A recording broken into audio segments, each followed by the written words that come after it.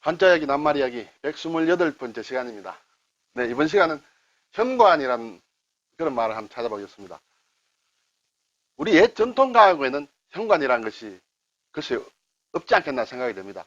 그렇지만 지금 서양식 가옥이라든지 또는 우리 아파트라든지 이러한 건축물을 보면 현관이라는 것이 있죠. 집에 들어갈 때. 네. 이 현관이 어떤 말인가 한번 보겠습니다. 네, 한자 말입니다. 네, 이것이 현관이죠. 현관. 어느 집인지 모르겠습니다만, 네. 현관, 이렇게 씁니다. 현관. 자, 금을현은 부수자입니다. 네, 금을현. 빗장관. 굉장히 어렵죠. 네, 빗장관이. 빗장은 문 빗장을 얘기합니다.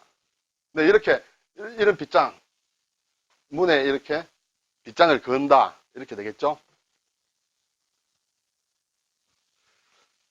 자, 금을현은 이렇게 어떤 위에 조그만 생사, 실이 걸려 있다. 그래서 잘 보이지 않는다. 그래서 어슴푸레하게 보인다. 검게 보인다 해서 금을현이 되겠습니다. 빗장관은 이제 그림에서 보였습니다만 문과 관련된 것이죠. 그래서 문이라는 부수자가 있습니다. 그리고 이 글자 가운데 있는 글자를 잘 뜯어보면 이러한 글자가 있어요. 그리고 이러한 작을요라는 글자입니다. 이것은 시를 뜻하는 그런 글자예요. 물론 시를 뜻하는 데는 이 글자에다가 아래 이렇게 해서 실사라는 글자가 주로 있습니다만 의미상으로는 작다는 이것도 고치에서 시를 뽑아내는 그런 모양이기 때문에 시를 뜻합니다. 여기 쌍상투관이라는 것이 있어요. 상투라는 것이 있죠. 우리가 예전에 이렇게 머리에 매는 상투입니다. 근데 그것이 쌍이에요. 두 개입니다.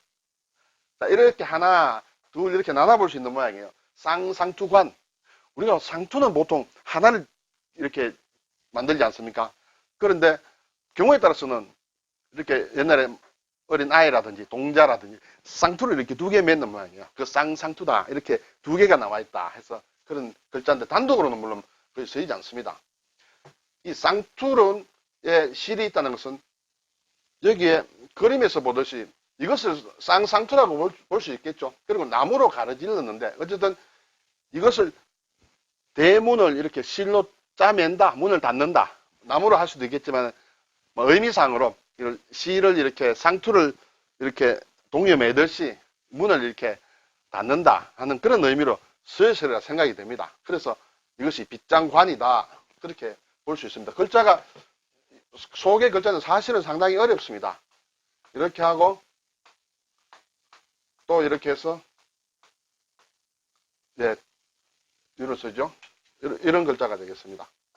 이 글자 자체도 사실은 관이란 발음이 있습니다. 그래서 빗장관이면서 어떤 국경, 어떤 지역의 국경을 나눌 때도 그때도 그것을 관이라고 합니다. 네. 자, 낱말을 사전을 보니까 현관은 양식 건물, 서양식 건물이에요. 서양식 건물의 주된 출입구, 큰 출입구, 주된 출입구에 나와 있는 문간이다. 이렇게 되어 있습니다. 그렇죠? 이것은 우리가 알고 있는 의미와 같습니다. 근데 왜 그것을 금을현이라고 쓰느냐? 불교에서, 불교 용어의 모양입니다. 현묘하다. 예, 현묘. 사전 한번 찾아보면 되간 말이죠. 현묘한 도에 들어가는 어귀다는 뜻으로 선학, 선교, 선종이라고 할 수 있겠죠. 불교에. 선종, 교종, 여러 가지 있겠습니다만 선종의, 선학의 관문을 이루는 말이다. 어떤 깊은 세계, 선종의 어떤 세계로 들어가는 관문이다. 이 관이라는 것은 결국 문과 관련이 있거든요. 그래서 현관이다. 상당히 아주 심오한 그런 종교적인 의미에서 나온 것이 현관이다. 아파트 생활하시는 분은 매일 현관에 들락날락 하죠. 집을 나올 때 현관을 나오고. 특히 집을 들어갈 때는 학교를 갔다 왔다 또는 일을 마치고 들어갈 때는 이제 내가 선종의 세계로 들어간다. 선악의 세계로 들어간다. 그런 생각을 가져야 될 거예요. 집에서는 좀 푹 쉬는 것이 좋은데 어쨌든 낱말은 이렇게 이루어졌다는 것을 말씀을 드리겠습니다. 자, 현자가 이제 금은현인데 몇 가지 한번 따져볼 게 있습니다. 그래서 제가 이 낱말을 소개해 드리겠습니다. 현동이다 하는 말이 있습니다. 거의 쓰지 않습니다. 우리가 청춘이라고 얘기하죠. 봄을 청춘이라고 합니다. 봄은 푸른 봄이거든요. 그래서 푸르다는 것과 봄이라는 것은 오행설에 서로 연결이 되어 있습니다. 그러면 겨울이라는 것은 검은 검다는 현과 연결이 되어 있습니다. 그래서 현동이다. 그러면 여름은 뭐냐? 여름은 주하라고 합니다. 가을은 뭐냐? 백추라고 합니다. 내가 전에 한번 말씀을 드린 적이 있습니다. 어쨌든 현동이다. 현미다. 쌀의 껍질만 벗기고 다시 쓸지 않은 그런 도정을 세게 하지 않은 그런 것은 현미라고 한다. 현실이다.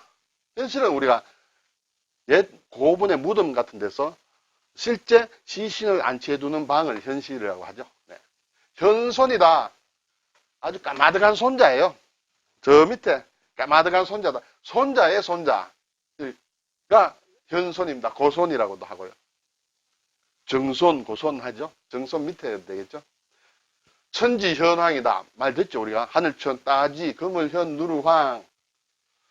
보통 사람은 이렇게 하는데, 특별한 사람은 어릴 때부터 이런데 의명을 가지는 모양이에요. 예전에 제가 책을 읽을 때, 이어령 선생 말씀을 드렸는데, 어릴 때인데, 글쎄 한 대여섯 대였나?